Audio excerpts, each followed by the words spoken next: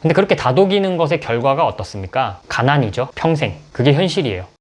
여러분, 시간은 금입니다. 1.2배속으로 보세요. 포리얼입니다. 오늘은 기업가에 대한 이야기를 해볼게요. 우리는 종종 사업을 해서 부와 명예를 쌓은 사업가 그리고 기업가들을 보면서 부정적인 시선을 보내는 사람들을 볼 수가 있습니다. 기업가는 노동자를 착취하고 뭔가 부정한 일을 저질러서 돈을 벌었을 거라고 생각하곤 해요. 그런 분들은 마치 돈을 많이 버는 것을 죄악시하는 듯 합니다. 우리가 살면서 돈 많은 분이라는 말은 듣기가 어렵지만 돈 많은 놈이라는 말은 자주 들을 수가 있죠. 그런데 정말 아이러니한 건 그렇게 이야기하시는 분들이 대부분은 돈이 많은 사람이 되고 싶어 한다는 거예요. 주마다 로또를 사고 어떻게 하면 돈을 쉽게 벌 수 있나 알려준다고 하면 돈을 내고 그 강의를 들으러 가고, 주변에서 좋은 투자처라고 하면 묻지도 따지지도 않고 투자를 했다가 손실을 보기도 하죠. 그리고 그렇게 손실을 보면 그 원망은 다시 돈 많은 사람들에게로 갑니다. 뭐가 문제일까요? 문제는 열등감이라고 생각을 해요. 많은 사람들이 부자가 된 사람, 기업가, 사업가들을 보면서 본인은 그들처럼 돈을 많이 못 번 것에 대해서 본인의 능력이 부족해서다라는 것을 인정하는 것이 무척 고통스럽기 때문에 그 열등감을 도덕이라는 단어로 포장을 하곤 합니다. 마치 나도 저렇게 부정적인 일을 하면 떼돈 벌 수 있는데 저건 도덕적으로 옳지 않으니까 안 하는 거야 라고 본인을 다독이면서. 근데 그렇게 다독이는 것의 결과가 어떻습니까? 가난이죠. 평생.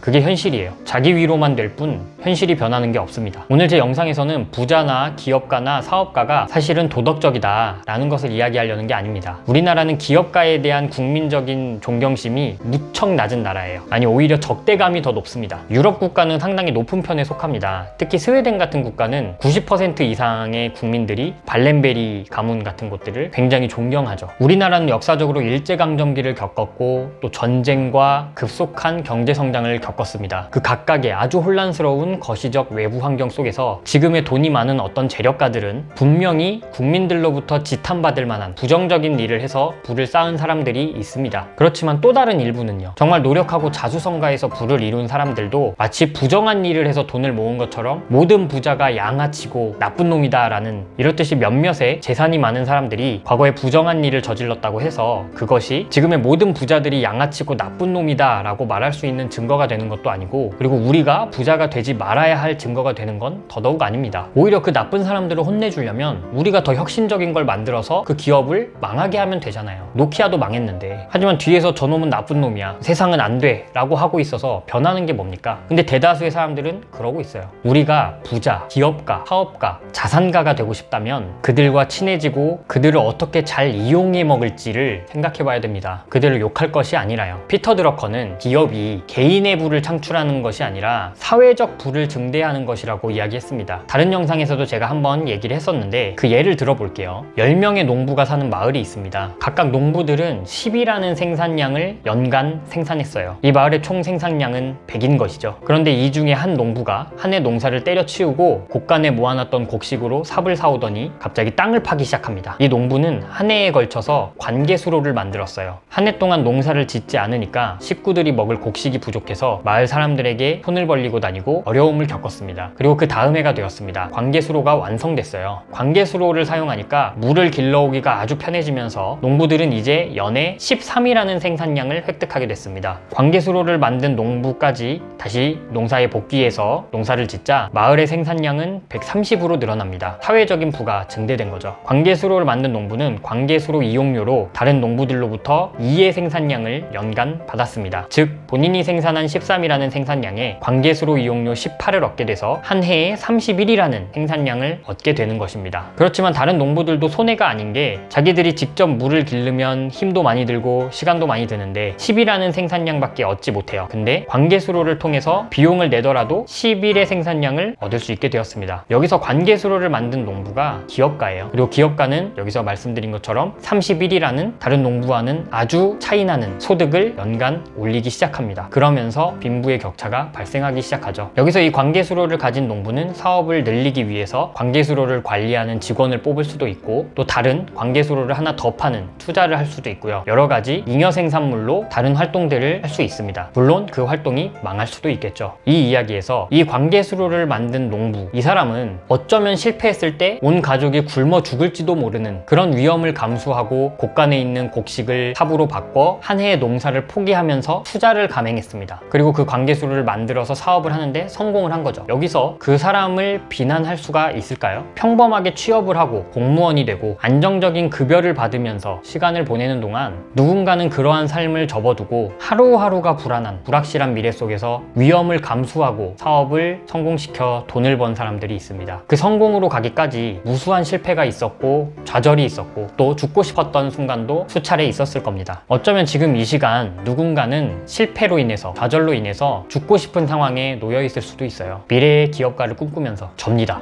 죄송합니다. 근데 그런 사람들이 성공을 했을 때 박수를 쳐주지는 못할 망정 허풍이다, 불하다, 니 잘났다, 저놈 양아치 같은데, 사기꾼 같은데, 원래 금수저겠지, 그런 마인드가 냉정하게 가슴에 손을 얹고 생각했을 때 본인이 겉으로는 인정하기 싫지만 정말로 원하고 있는 그 안정적인 삶, 금전적으로 자유로운 삶, 그리고 행복한 삶을 사는데 정말 도움이 될까요? 진심으로 돈이 아니라 행복을 쫓는 삶을 사는 사람들은 기업가나 부자들을 보고 열등감을 느끼지 않습니다. 비난하지도 않고요. 어차피 삶의 결정 기준이 돈이 아니기 때문에. 하지만 조금이라도 편하게 돈을 벌고 돈이 많았으면 좋겠고 금전적으로 자유로웠으면 좋겠다, 그런 마음을 조금이라도 가지고 있는 사람들은 이런 열등감이 나타나기 마련이에요. 근데 명심할 건 부자가 되기 위해선 그 열등감이란 감정은 전혀 도움이 되지 않는다는 거죠. 저놈은 사기꾼 같아, 저렇게 돈 버는 거 딱 질색이야 라고 말하기 전에 그럼 그 사람을 어떻게 이용해 먹을지를 고민하는 게 더 영리할 것 같아요. 부자, 기업가, 자산가를 이용하십시오. 그들이 원하는 것을 제시하고 그들과 친하게 지내고 그렇게 나 또한 부자가 될 수 있도록 노력해야죠. 내 스스로 중심을 잡고 부정한 일들을 저지르지 않으면 됩니다. 그리고 사회적으로 지탄받을 그런 방법으로 나쁘게 돈을 버는 사람들은 내 힘을 키워서 무너뜨리면 되잖아요. 백날 키보드에 쳐봐야 그 사람들이 무너질까요? 저는 부자가 아닙니다. 많은 분들이 제 사업 영상을 보고 들어오셨지만 사실 퇴사합니다라는 영상을 안 보셨을 텐데 저는 지금 퇴사 상태고 부자보다는